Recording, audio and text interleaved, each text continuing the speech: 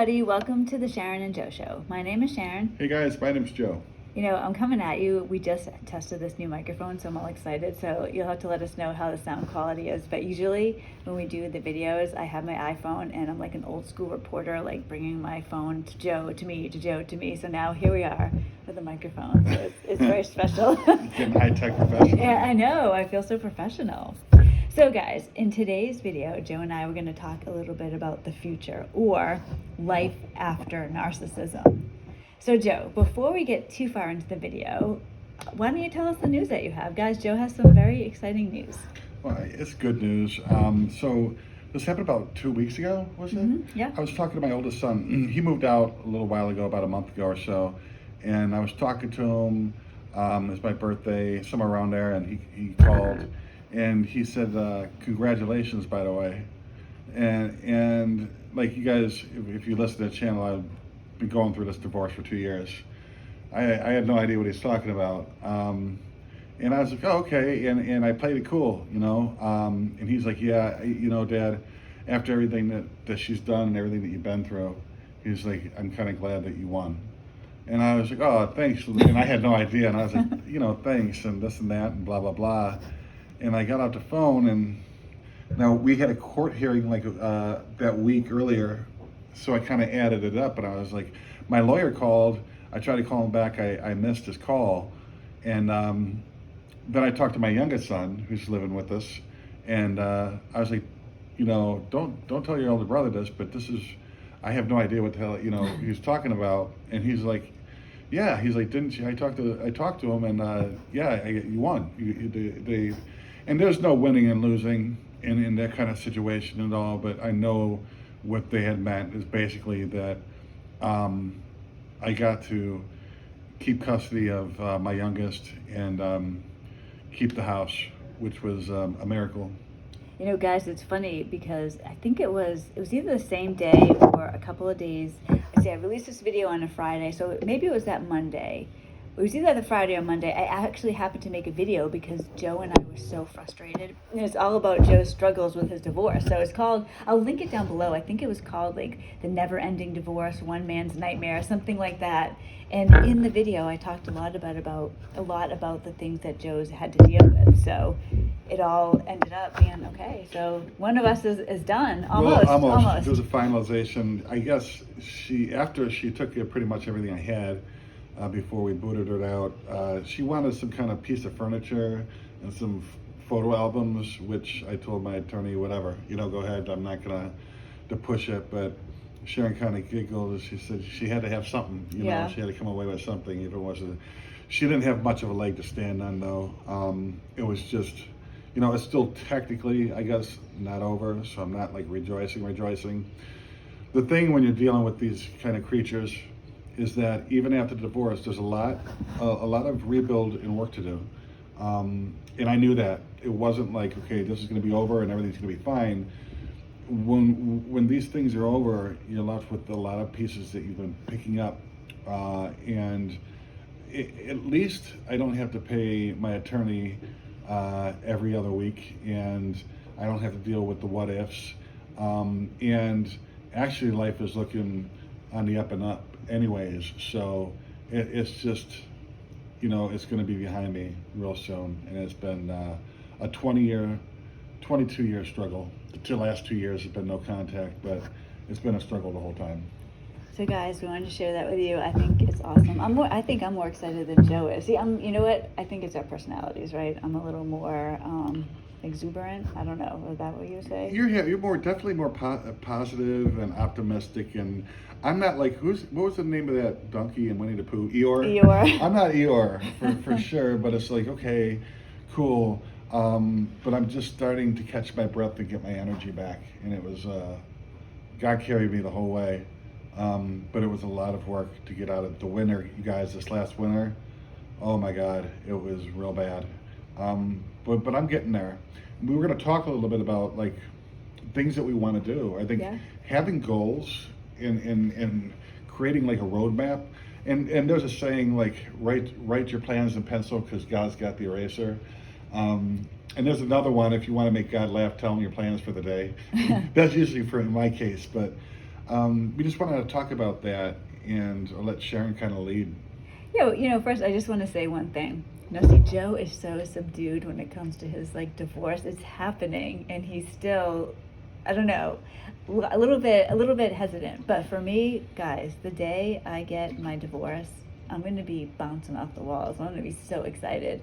It's going to be like that Cool in the Gang song, celebration. Oh, yeah. Do-do-do-do. Yeah. Exactly. Well, Sharon and I about a couple months ago, we were in a car, and it was very ironic to say, but it fit the bill so well.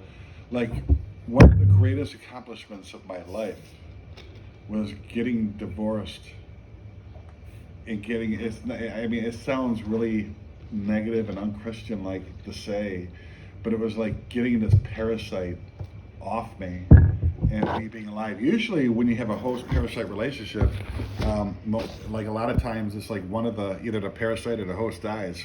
Yeah. And that's what I was thinking, the only way I was going to get out.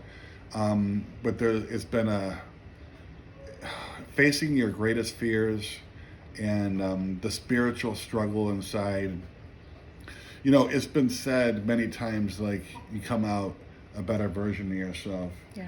And I'm at the point right now, at least goal-wise, where I'm still trying to get to that point where I was before. And then I need to surpass it if that's going to be the case. I got some goals and things to achieve in order to do that. Well, let's talk about that a little bit, because that was kind of like, we wanted to share this with you guys. You guys have been going through this. So, one down, one to go, just about. But we want to talk today about life after narcissism, because it actually exists. There's such a thing as life after narcissism. And Joe and I, for me, I've always kind of been, and I've been adamant about this, I cannot stand the thought of a narcissist, or my ex, Joe's ex, holding us back, holding any of us back from living the life that we want. So Joe and I, we've been living our life. We didn't let our exes stop us, even though technically we're married to somebody else. The thought of letting them hold us back, because they don't let you go easily. So it's not like a regular situation where you get this over with. They grip on as long as they can. But Joe and I, after giving our exes 20 years, 40 years combined, we're moving forward.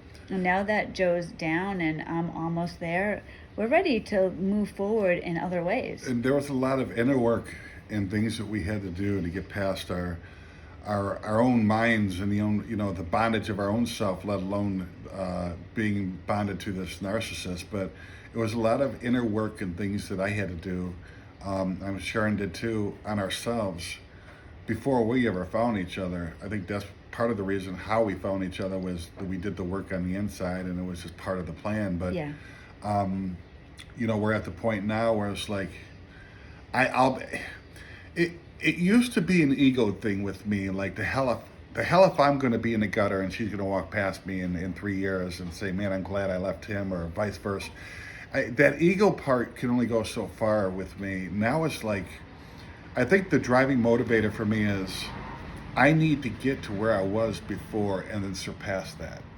Well, do you want to start with that? Like, we can talk about our individual goals and then our goals together. So do you want to start with your individual goals? Yeah, I think if we the way it goes for me usually is I got to straighten out spiritually first, then the mental and the physical come. This winter, that struggle, it was a spiritual battle. The whole last 2 years of no contact, it was huge, man. That's why I think it's just so much bigger than just psychological.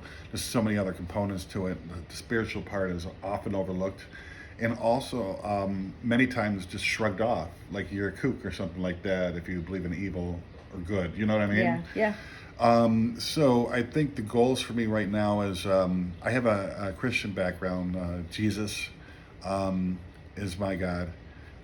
So staying in the Word and reading that on a daily basis is definitely a good thing for me. It definitely feeds the soul. But man, after the winter time, you guys, I must have put on like 30 pounds. Oh my God. And I'm in recovery from alcohol and drugs. I was ready to receive that gift of sobriety over 20 years ago. But there's support groups and stuff that I have slacked on, that I haven't been going to. I started picking up this week. So I definitely need to be around people that are my kind of people that understand that, to make sure that my sobriety is top priority. Otherwise, I'll lose everything else. And getting my butt back in the gym. Before all this happened, those support groups and stuff, I'd go to meetings early in the morning, like 7 o'clock in the morning. These meetings, I went to 4 or 5 times a week. I got up at 4:30 in the morning. I trained at the gym for about 2 hours. Take a quick shower and then go to the meeting. And I had like 3 or 4 hours in the day before I even started work. It was beautiful. I loved it. Then at nighttime, when the boys were asleep, I'd go back to the gym. It balanced like my serotonin levels. It kept me sane, and all that anxiety and depression and stuff. It just kept me there. But man, I've got to get my butt back there, and I'm not there yet. So it's kind of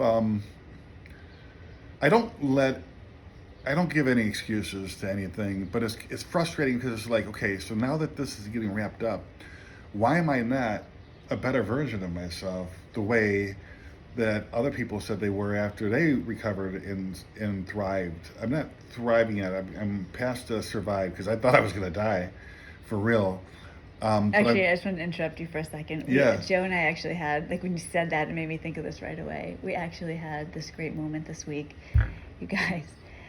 Joe, and he really is not an Eeyore type, like when he said that earlier, but Joe and I, for months, we'd be talking about the future, like what we want to do, and Joe would always end every single thing with, like, I'd say to him, oh my gosh, it's going to be so great after the divorce, we can do whatever it was, and Joe would always have to say, I might die though. Like, hopefully, if I make it through. Yeah, exactly. And it was like such a downer. Like, I'd be so excited, and all of a sudden, well, you know, Sharon, you should prepare, because I might not be there. I might not make it. Like, I might die. How was I in the wintertime? No, I agree. No, yes, you were bad. I agree. But it's like this week, for the first time, Joe has allowed me to get excited about something without thinking of his imminent demise. So yeah, so it's better. Go ahead. So part of my maintenance and growth, I think, in the spiritual, mental, and physical component is holding myself accountable. You know, I got a really good friend. There's a lot of friends that have kind of been there for me, and I call it going into the desert. Like, sometimes when I'm in so much pain and anxiety, I don't reach out. Like, I kind of just go through it. It's like a spiritual thing. It's like being in the desert alone. Just like the Jewish people went through the desert when they left Egypt. You know, that was our Egypt. The no contact and getting out of these, whatever you want to go, slavery. That's a good way to put it, you yeah. know, running from the slave master. But yeah, I guess I'm just talking about it now to kind of, that's my personal goal is, I'm looking to get that motivation back the way I had it. And even when my ex, when we were together about 2.5 years ago or so, before this no contact and the shit hit the fan, like, I was getting up at 4:30 in the morning, man. I mean, I ran circles around my teenage boys. Like, yeah. All of their friends respected me, and it was just, they never had an excuse to be lazy. You know, even now, you guys, I sell insurance, home and auto. So if anybody wants a quote or anything like that, but I'm not plugging myself. But on the weekends, I got a friend that owns a huge landscaping company, and I'm just turned 50 years old, and I'm out there with those kids, like, mulching and doing patios and this and that. Like, I'm not afraid to work. Like, that's one good thing. My first mentor, when I got sober, told me, he said, you know, if you're not afraid to work, man, you'll get through it. You can get through it, you know? Yeah, I always think that you do better than you think. I think that's just natural. You know, people are, they think worse of themselves. You know, you're always like the worst, or you're not as, like Joe says he's put on 30 pounds. I don't think you look like you put on 30 pounds, but, you know, you always think of yourself in that way. But I know what you mean as well. Like, when we first started talking last March, you were like going to the gym and everything. And I know that kind of, stop, but he's definitely not lazy. But I think now that this is happening, you know, and you're doing better, like, that will come too, like, maybe even this week. Yeah, well, during the wintertime, I had like insomnia. I couldn't sleep. Yeah. I'd go to sleep at 4 o'clock in the morning, and then I have to wake up and go to work, and it wasn't there. The anxiety was just the CPTSD from my codependency and all that stuff was just horrible. But that was kind of a personal goal. As far as do you have any personal goals for yourself, Sharon? Yeah, I do. For me, it was weird. Joe said something to me recently. I said to Joe that I'm a better person today than I was when I was with my ex. And part of it is kind of like what you were saying, like you really are. Like Joe has referred to, our prior relationships as being like captivity, like we were like kidnapped or something. And I changed completely. So I was talking to Joe recently and I mentioned something like, it was so weird when I was in with my ex, because at one point I can remember thinking to myself, wow, I can't believe I even got married, considering I have such severe, like, what's it called when you don't want to talk to other people? Social anxiety. I was like, I have such severe social anxiety, and how could I even have gotten married? I mean, my goodness. And Joe's like, yeah, but were you like that before? And no, I wasn't. So Joe, this is the thing, is like these things, they come to you. It's like you had these epiphanies. I wasn't even realizing that the person that I was during the marriage was not the person I was prior to the marriage. So something terrible happened. Like, I don't know, like I was in captivity, I was kidnapped, and now I'm like coming back to life, and it feels fantastic. So anybody who's in these horrible situations, it's almost like, for anybody who's had a baby, like when I had my kids, like I can remember thinking, oh my gosh, like now, like my stomach's never gonna be flat again. Like I'm ruined forever. Literally a couple weeks later, I snapped right back, and it's a muscle memory. And it's like that with your brain too. When you're with a narcissist, you snap back. And even Joe, like I know you've struggled more, but I think that's a lot because of your CPTSD, not so much her, you know what I'm saying? Well, yeah, it's been it's been a multitude of things, Yeah. and it was the narcissistic entanglement that actually I started connecting the dots to my childhood trauma I had with myself, and the bad choices I made, and which got me into alcoholism. And it was captivity, and it wasn't. I was captive to my own self, to Yeah. my own mind. I made the decision to stay with this person for 20 years. The blame's not on them. I had to look at my part. Hell yeah, are they evil? Yes. Will they ruin your life? Yes. I think they take advantage They of they it, you know what I mean? There's like a weak natural, link, and they're yeah, like, there's a natural instinct that they pick up on, the empathy part, and then just testing your boundaries.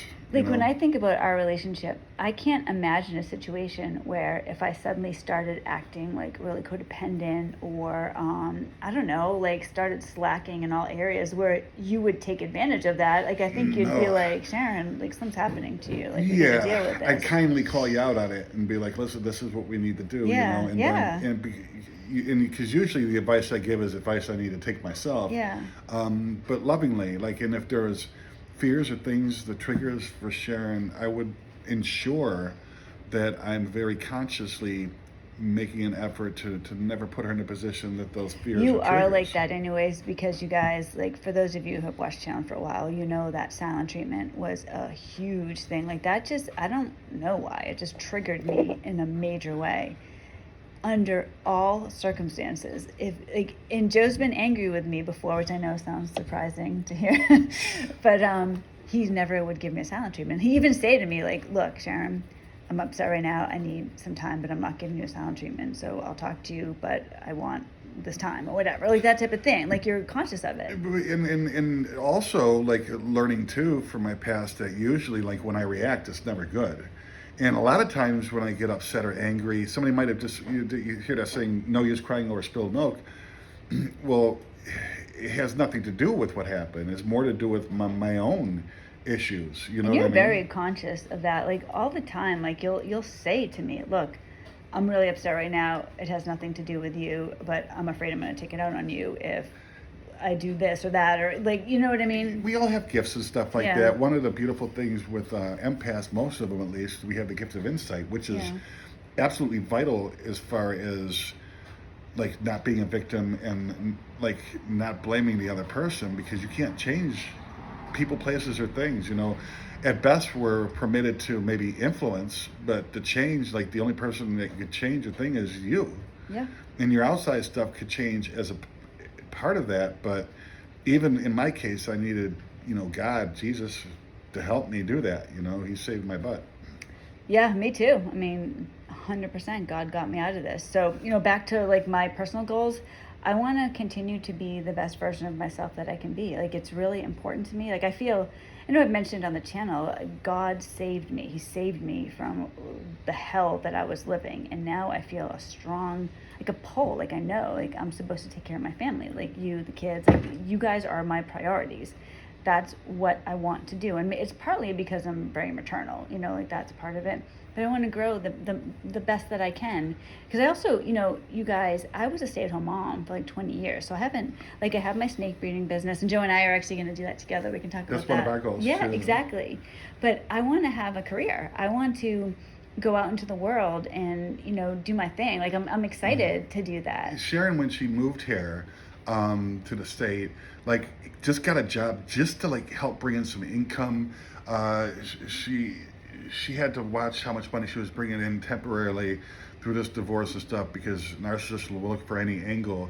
But she has a PhD in veterinary science. That's no, like, PhD in anything is no joke. I mean, she gave up that career that she was in because she's just an awesome mom. She's an awesome mom, like super mom. She was at home mother for her kids, school. It was just incredible, and like, we try to hold each other accountable too. Like, there's some things we may kind of be a little bit timid on, but yeah, she's got that going on too, which is going to be pretty cool. Yeah, I'm trying to figure out what I want to do, how I want to break back into the workforce, because it's been like about not quite, but almost 20 years. So, and you know what the thing is though, I'm not intimidated. I'm not afraid. Like, I really, one of the benefits that for me with this narcissistic situation was that I feel like reborn. I'm not afraid. I'm ready. You know, I'm like chomping at the bit. I'm probably drive Joe crazy sometimes. I'm ready to get moving. Yeah, and to me, it was like in the wintertime, it was like coming out of a cave. And it was just kind of like peeking out the cave entrance and like looking around. I'm like, holy crap, what's this? What's that? What's green? What's this butterfly flying around? And just like, oh man, I don't know. But I've change has been slow for me, but I think it's necessary. You're definitely cool. Like, I see, especially in the last couple of weeks, you've been really like, you're out of the cave now. I think. I think I'm out of the cave, kind of staying on the path. You know what I mean? Being safe yeah, right now. I'm waving to you from far away. Come on, yep, Sharon's ahead, but so we got our individual goals that we want to do, and then we have financial goals. You know, every month we're like, okay, what do we want to try to do? And usually it's a little bit of out of reach, but not where it's unrealistic. And you know, it's just we're working on it financially, and then spiritually. We read the Bible every night now, and you know, we're just moving forward. Let's talk about like some of our bigger goals, because Joe and I, we've been talking about this a lot lately. Joe, now, right now, you know, we have 4 kids between us, as some of you know, and 3 of them live with us. Now, my 2 are homeschooled. Well, actually, my daughter just graduated high school. So Joe and I, between each other, we have 2 children that are in high school. So Joe's son is a little bit older than my son, so he's ahead. He's going into his senior year. My son's going into his junior year. And his son goes junior or sophomore? Junior. Wow. Okay. Yeah. So so his son is going to public school. So he wants to keep him like kind of the same, not kind of, but in the same school system. So we're here for another year, basically, is my point in saying this. But after that, we're planning on moving. You know, because my son, it's okay because I homeschool him, so we don't have to worry about him staying with his friends and that type of thing. So guys, we're going to make a big move. You know, my house in New Hampshire is going to be put on the market pretty soon. You know, and I'm going to talk to you about a few things related to finances and my ex on Wednesday's video. Just a little heads up, my ex is a major deadbeat, so we'll talk about that on Wednesday. But Joe and I, hopefully, you know, I didn't expect, my ex told me that he had no money in retirement, none, zero. Come to find out, how much was it? It's like $250,000 or $300,000. Plus, I have a nice big house in New Hampshire too, so we'll be getting money from that too. And then Joe has a nice house, so we're gonna hopefully, like next year at this time, we'll pull it together. Yeah, get it together and move out of state. You're saying this now. Remember, it was about 1.5 years ago or so when we were not in good spots. We didn't even have enough money to hire a damn attorney. Yes. We were just that was like a year ago. Yeah. Yeah, we were just we took baby steps. If you guys listen to Sharon weekly, you'll know the path that she took. But it was just so far out of sight. Like you kept just saying, "Well, Joe, you got to get it." I'm like, "How the hell? I need a $2,500 retainer." Yeah. And it's just like she wiped everything out of my bank account, like, and she stole the car, which technically she didn't steal because we were still married. Even though she had a car, she stole the car to get money for heroin. So it was It's like nuts. insane. Yeah, Yeah. I had two boys, two cats, a dog. Her mother was living with me. The electric went off. So it's not like, we went through it, man. It was absolute hell. When my ex and I first split up, which was 2.5 years ago, my ex, you guys know the story, some of you, most of you, a lot of you, my ex tried to get me arrested. That triggered, now it was because he was hurting himself, but he said I did it. And guys, like, the whole thing was ridiculous. Nobody ever believed him. My ex is literally 3 times my size, but it still went through CPS. They were investigating Child Protective Services. And then it turns out that I found out my ex wasn't paying any bills. No, I wasn't working. I had nothing. I had to take cash advances on credit cards. No, thank God I started saving up some money, and I got 2 credit cards. They had 0 balances on them at the time, but now Joe and I are trying to pay these credit cards off because there's a reality to the narcissist. Yeah, so it's not like even when these divorces are finally put down, like to put in bed, there's still some work to do. The most important part was just eliminating the excuses. Everybody's in a different spot. There might be a millionaire out there, this multimillionaire that's married to a narcissist, and he's going to be a millionaire afterwards. And he has some people don't got a pot to piss in or a window to throw it out of. But just to go back to what you said, this is literally last year at this time, and just think of the difference. So for any of you still involved in these situations, last year at this time, Joe and I were talking to each other, and we were like, all right, how are we going to even get an attorney? Like, how am I going to do this? We were just friends. We didn't even never met. Like, it was just... Oh, guys, actually tomorrow. So, today we're making this video, it's the 25th, right? I think so. Anyways, assume it's the 25th. June 26th last year was the first time that Joe and I even met. Like, so it was like a year ago, we met for the first time. But both of us, we weren't, even now we're struggling financially, but we could not, like, I can't speak. Hiring an attorney was a huge deal. Now, today, a year later, Joe and I are thinking about having like real money to stand on so that we can move forward with our future. So you don't know what can change. The most important part, everybody's different. Everybody's spot in life is different. It's just, most important part is there's no excuse. Trust God. Yeah, the most important little baby steps. But whatever your relationship with God is unique and it's different. Everybody's situation is different. There's a way out though if you start taking those steps. If Joe and I just sat there in our misery and decided there's nothing we can do, like things why we couldn't. Yeah. If we would have stuck on why we can't, then we would still be in where would the we nightmare. be? Like I'd be dead, or it wouldn't be in a good spot at all. So Joe and I are thinking about moving to, we're trying to decide between a few different states. So I'm going to mention the states that we're thinking about moving to, and if anybody lives in those states, tell us, like, if we should move there. Well, more importantly, like, we're in, like, Ohio, and Sarah moved from New England to Ohio, and, like, we're looking for a little bit warmer places where they have the 4 seasons, but there's not like 10 inches of snow and blizzards during the wintertime, and then spring technically should start on March 20th or something, but really the weather doesn't come till the end of May. So, like, in our prime of our life, where do we want to go where we could have a little bit more extended weather, and we were thinking about Tennessee. Yep. We were thinking like Florida too. Pensacola looked like they had beautiful beaches, and we're limited on funds. But we looked there, Jacksonville, Florida, South Carolina, like near Myrtle Beach. But like some of the areas like Pensacola, they're prone to hurricanes, and Jacksonville, Florida is like 85, 90, and the humidity is like you go out to the mailbox and you're already drenched in sweat. Same with South Carolina. Yeah. Tennessee is pretty humid depending on where you go. We were looking near the Nashville area, or like farther south near, what is that, Knoxville? Yes, Chattanooga. Yeah. But we were looking at some like nice homes up in the mountains in North Carolina. But it's hard to say, it's like, I live in a beautiful suburb. The school district here is like almost number one in all of the state. My gym is 5 minutes away. The community center is 5 minutes away. Now I live in a little suburb. It's cute, but the houses are on top of each other, and it's, we want maybe a quarter of an acre, a half an acre, and we want a little bit of our own oasis at home. Yeah. But I don't want it like an hour away from everybody, and I don't want the summers to be where I just got out of the shower and I'm already sweating. Yeah, see, that doesn't bother me as much as you, like the humidity. I like the dryness. I like dry heat, but I don't want to go to Arizona or New Mexico. Colorado, I heard, is kind of expensive, and Utah, the Mormons live there. No against them, against Mormons.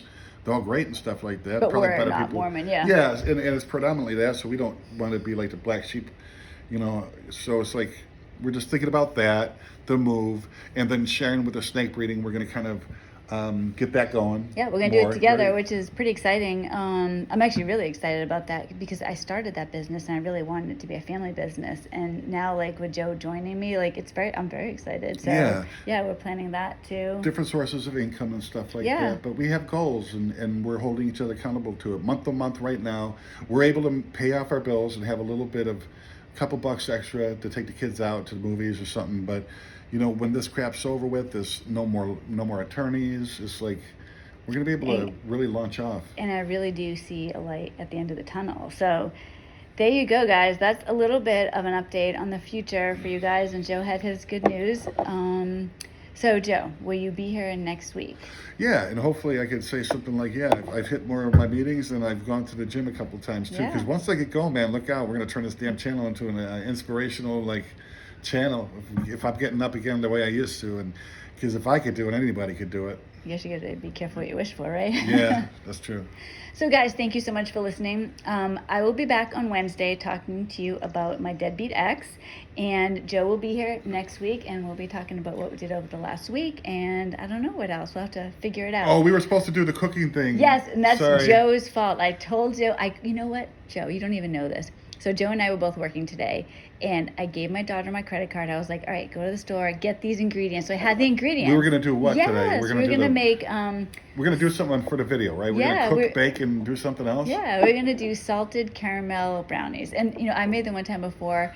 I will post the recipe, you guys. Like, we were supposed to make them. And to have it, do a video. They're delicious, so... But I don't know. It was, so hot outside, and I was like, the oven's going to be on in the damn kitchen, and I'm no baker. Like, give me some burger or fries or steak or, pizza. And I was like, even though I'll eat the salted caramel now that I'm off my nutrition, my diet, but... Yeah, so Joe will tell you next week how good they are, because I'm going to make them tomorrow. If we're going to do one, you guys, I'd rather do it when we're outside on a grill. We'll do some grill cooking or something like that. So you'll do that? We'll do Sharon and Joe cooking, or Sharon and Joe cooking? Cookout? Yeah. Something like that, maybe so. All right, so there you have it from the man himself. So thanks, guys, for listening. I really appreciate it. I hope everybody has a great week, and I will see you on Wednesday. Bye everybody. Guys.